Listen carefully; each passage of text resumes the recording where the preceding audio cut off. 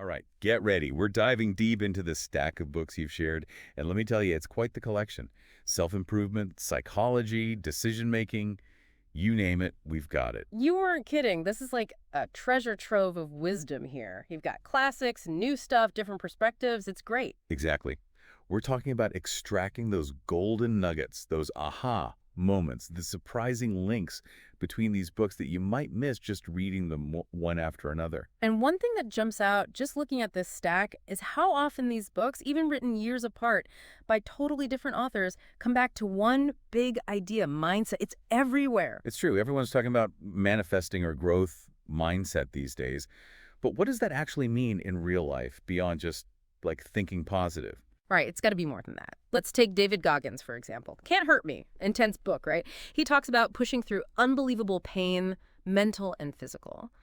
But the thing that got me was his 1 second decision. He just decided like that to change his whole life. That's mindset in action. Whoa, that Goggins story is wild. It Hmm. shows how one decision, one shift in how you see things can totally change your direction. It reminds me of What to Say When You Talk to Yourself, that book about how the way we talk to ourselves actually rewires our brains. Is that where neuroplasticity comes in? Totally. Every thought you have, it's like creating this tiny path in your brain. And the more you think it, the more you walk that path, the stronger it gets. So all that negative self-talk, you're basically reinforcing the wrong pathways. Okay, that's kind of scary when you put it like that. So how do we break free from those negative spirals? Is it really as simple as just like forcing ourselves to think positive thoughts? It's more about noticing those negative patterns, becoming aware of them, and then consciously choosing to challenge them. That's where things like affirmations and visualizations come in, like we see in Good Vibes, Good Life. But it's not about pretending the negative doesn't exist. It's about choosing a different way to respond. So less fake it till you make it and more like retrain your brain to see what's possible instead of just focusing on the obstacles. Exactly. And that brings us to another biggie highlighted in this stack. Emotional intelligence. It's not just about positive thinking, it's about understanding and actually using the full range of your emotions. Yeah, for so long we've been told to just bottle up our emotions, to be rational, like emotions are the enemy of making good decisions. And we're seeing a pushback against that idea in a lot of these books. No Hard Feelings, for instance, talks about how emotions can actually be super useful, even at work. Imagine, like, you're in a negotiation and you feel your anger rising up. Oh, been there. I used to think I had to stay totally calm and collected in those situations. Now I'm realizing that anger might be telling me that something really important to me is on the line. See, what if, instead of trying to shut down that anger, you saw it as a sign that you need to speak up more strongly for what you need? Wow, I never thought about it that way.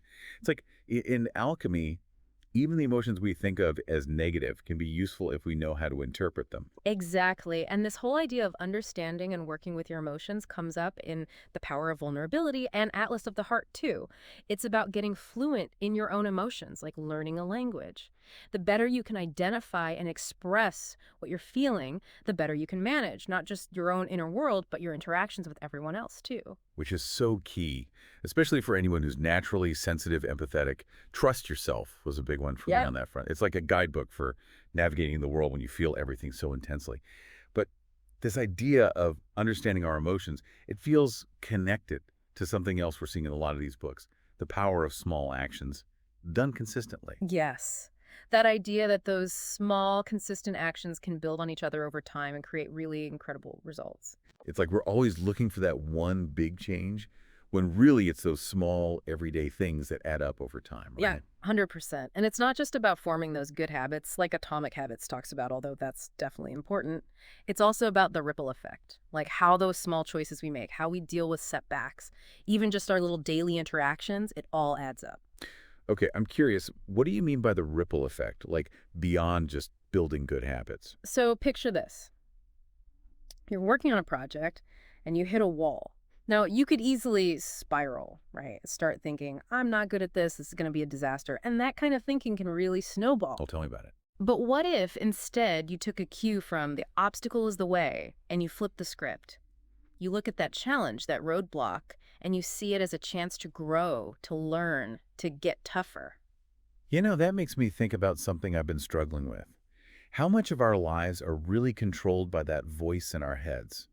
Like in the chimp paradox, where they talk about that chimp part of your brain that's always looking for danger. Oh, that's such a good analogy. And once you understand how that primal part of your brain works, you can start to manage it better. So it's about not letting our inner chimp take over, sabotage our own efforts, and instead learning to catch ourselves in those moments, those knee-jerk reactions, and choose a different path.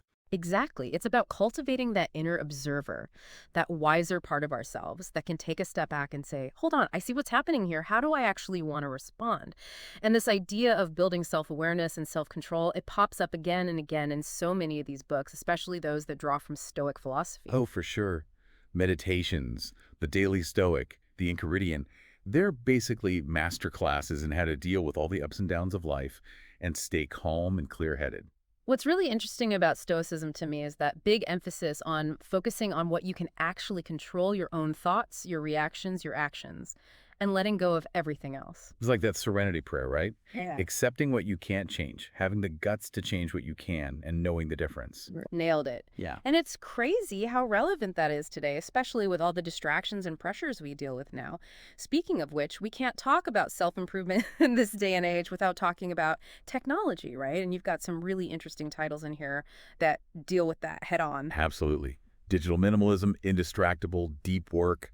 These were eye-openers for me. It's so easy to get sucked into that constant stream of information, notifications, everything. But we have to ask ourselves, what's the real cost of always being plugged in? That's the million-dollar question these books are grappling with, right? Yeah. And the answers might be a lot deeper than we realize. Because these books aren't just about technology. They're about how our devices are designed to be addictive. Yeah. And that constant stimulation, that feeling of always being on, it affects our ability to focus, to have meaningful relationships, even just to be comfortable with ourselves. It's like we're trading our ability to really focus, to think deeply, to just be present for a little hit of dopamine from checking our phones again.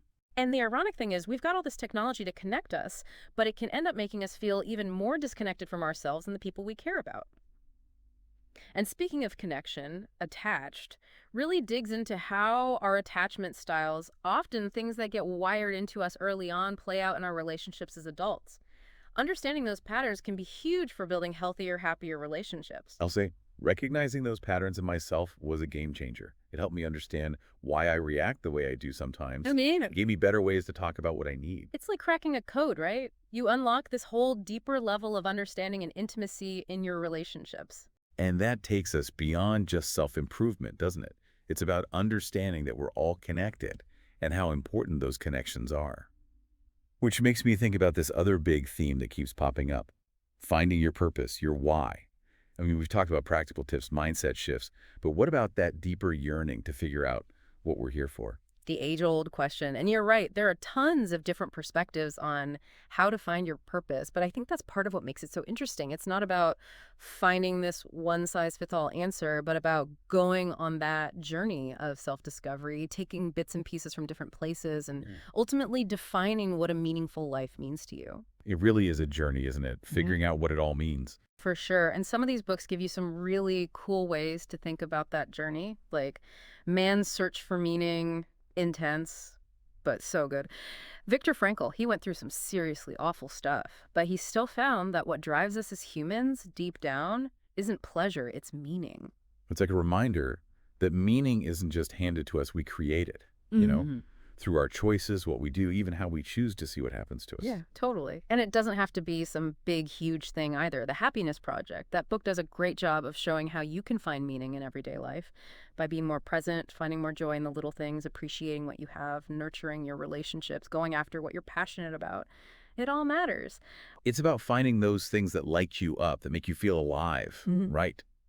And sometimes that means letting go of the pressure to have it all figured out right now. Right on. Designing your life is great for that. It encourages you to think of your career, your whole life really, as an experiment. You try things, you make changes, you keep learning as you go. It's kind of freeing, actually, when you think about it like that. Like, it's okay to change your mind, to try a different direction. You don't have to find the perfect path right away. It's about the journey, like we were saying. And that actually makes me think of another theme we keep seeing in these books: the power of stories.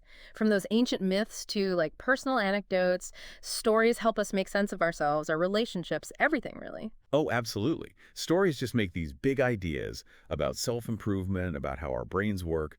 They make it all click so much easier. Right. When you hear someone else's story, it helps you connect with your own experiences in a whole new way. And it's not just other people's stories, it's also the stories we tell ourselves, Hmm. right? Like we were talking about before with what to say when you talk to yourself. Those inner monologues, they can either lift us up or drag us down. Totally. And remember how we were talking about those negative thought patterns? It's like we're writing ourselves a sad ending when we focus on our flaws, our past mistakes, all that I'm not good enough stuff. Oh, yeah. Been there. But here's the good news. You can rewrite that story. We have more power than we realize. We get to choose our thoughts, how we react, what we do. We can choose a different story for ourselves, one where we embrace what makes us strong, we celebrate our resilience, and we realize that messing up isn't the opposite of success. It's just part of the process. Exactly. It's like Carol Dweck says in Mindset. It's not about being perfect. It's about believing you can always learn and grow from every experience. Yes. And Brene Brown, she's got this great line in Daring Greatly. Vulnerability isn't weakness, it's the birthplace of courage, creativity, and connection. When we let ourselves be vulnerable, when we push past our comfort zones, that's when amazing things can happen. It's about embracing the whole experience, isn't it? The ups, the downs, the messy, amazing journey of being human. Couldn't have said it better myself. And as we wrap up this deep dive, I think the one big takeaway, the message that comes through in all of these books is you are capable of so much more than you even realize. It's true. We all have this incredible potential within us, just waiting to be unleashed. And that's a story worth telling. It really is. And to everyone listening, thanks for joining us on this deep dive. We hope it's given you some new things to think about, some new inspiration, and that it encourages you to go out there and write your own incredible story. Until next time, keep exploring, keep learning, keep diving.